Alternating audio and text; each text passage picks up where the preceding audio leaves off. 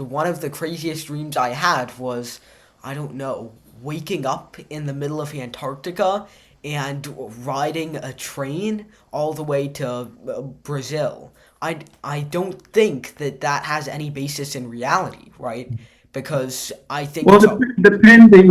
depending if there are some symbolism in that dream. I would like to, know more about what you as a collective are really engaged with, because I think there's a lot that one can learn from what you're busy with. Oh, well, I can tell you a little bit about my background. Hmm. And I have a background at Bell Laboratories, and I went there after college, and I started designing integrated circuits. And one of the first chips that I designed was a 32-bit microprocessor, which was the first microprocessor in CMOS. This is back in 1980. My side, what I'm becoming more intrigued with is to what extent, and I want to use the analogy that I came across or were confronted with by a shaman in the Andes, when he said, if you want to be real in the now, you have to elevate your mind to the level of the condor so that you can see tomorrow and yesterday, tomorrow rolling in and yesterday rolling out at the same time. Very interesting quote. So I'm very much on, my work is, or my argument is very much around that construct. Because in that construct, reality has got no time dimension. If you can be so far from reality that you don't have a time awareness, you in a way see reality, probably in its purest form. Because time have sliced reality. It almost compartmentalize the existence of reality, because you see one part at a time. And yet I believe the human brain can evolve to a point where it can see more at once. Occam's razor, it's just something that we live with. There's nothing too deep behind it, and there's no way we can sort of penetrate the concept as is. We have to learn to live with it, and certainly the human brain can probably evolve to remember every memory in our past just as perfectly as if we were experiencing it, but there is truly no way for us to go back and relive it because time is just a construct we live in, and our biological selves cannot really penetrate its boundaries or its rules. My point, Suborno, is that a fact? Cer- Certainly, I mean, it's an effect, but it's not real. It may be a human-made fact, but I'm contemplating as I grow older whether that's real.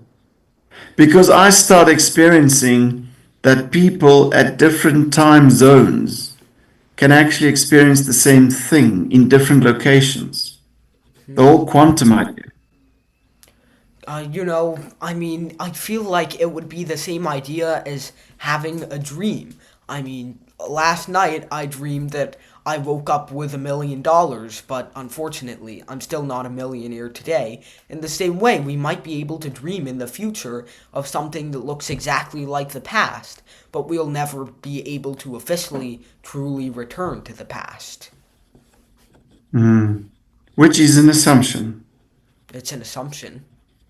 And sometimes when you look back and you think of something, you wonder, was that a dream or was that reality? Yes, Well, that's when beautiful. you really start becoming detached from reality. So far, all of my dreams have been so crazy that really I haven't confused any of them with reality yet. But who knows, that might change soon. Well, that's important because, that may be reality. Yeah, but one of the craziest dreams I had was, I don't know, waking up in the middle of Antarctica and riding a train all the way to Brazil. I don't think that that has any basis in reality, right? Because I think Well, it's a, depending if there are some symbolism in that dream. So we must also be cautious how we interpret that reality. I, I mean, You know, my yes. mom, 18, my mom is 89 years old, and she phoned me today and said, "So why did you visit me last night?" I Because she saw me and I spoke to her. Now I'm intrigued because that was her reality. She called me. And the question is, was I there? Dream that I have, I when I wake up, I say, I'm going to remember this. And after a while in the day, I try to go back and reflect, what was it that I had that dream about? And I said, one of these days, I'm just going to start writing. And as soon as you get up, write into a notebook and put down the notes. And there was actually one person, Lewis Carroll, who wrote Yes, the famous fairy tale. He was also yes. a mathematician, and he was also an inventor. And Mm, he had the dreams at night, and he mm, invented a mechanism of writing. mm, Because usually in the nighttime back then, there was no, you have to light up a candle. And you can't light up a candle. So you just want to pick up a pencil and a paper and start writing. mm, And when he did that, if you try to do that without any type of guard in the system, you mm, look at what you have written, and it'll be all splashed and irregular because you don't know where you're writing. So he mm, invented this wooden apparatus, and it had slots in it, mm, and he would come up with a code. Within each slot would be a letter, and then the next slot would be another letter, and it had a certain formulation in each of those letters. And when he mm. woke up, he could now read what he wrote. So that's an interesting thing. You could look that up. He made Mm. that invention. I Wow. forget what the name of it is.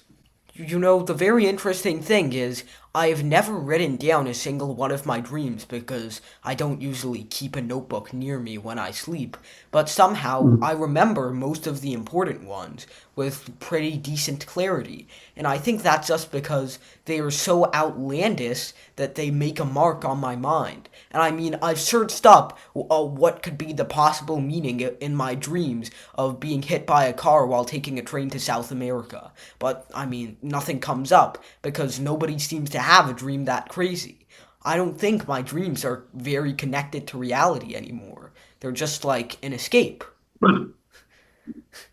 But but in some ways, Sabono, you're trying to decipher a world that is not infused with your perception of reality. So your words and constructs can't understand that dream I mean, it's a because world that. we've divided the subconscious and the conscious world as if they are two realities that does not interface. As a psychologist, when you put people on hypnotherapy, you try to link the subconscious mind with the conscious mind. Now, for some people, that is unbearingly harsh. They actually lose their minds sometimes. But for those who can connect the unconscious and the conscious mind and allow the flow of energy, they suddenly start to understand more of the dream world. Because the dream world fuels the other world, and the other world fuels the dream world. And I mean, there are many things we can continue. I think culture has brought a divorce to this, and then you've got the religious practices over time, and that said, the unconscious mind is dark and gloomy, and be afraid. I don't A lot of know. superstition. My dreams have not been upbeat or downbeat. They have just been weird. Sometimes it feels like I'm seeing visions from video games I played the night before. Sometimes it feels like, I mean, it's connected to reality in a strange way, but it's also totally disconnected because it's not operating on the logic that makes up the world that we live in. Because there's something beyond that's forcing the world that we live in to have logic, but the only thing constructing our dreams is our own subconscious, and it looks like our own subconscious is not strong enough to fix a consistent set of logic. Your eyes start working perfectly from almost the day you're born, and they degrade over time, but a little kid needs some time to get used to language, and your language skills generally get stronger as you get older, but they're very weak when you're young. So, of course, the data from your eyes, which will be working perfectly for your entire childhood, is going to be a lot greater than the data you'll get from the bits and context clues you can grab from other people's conversations.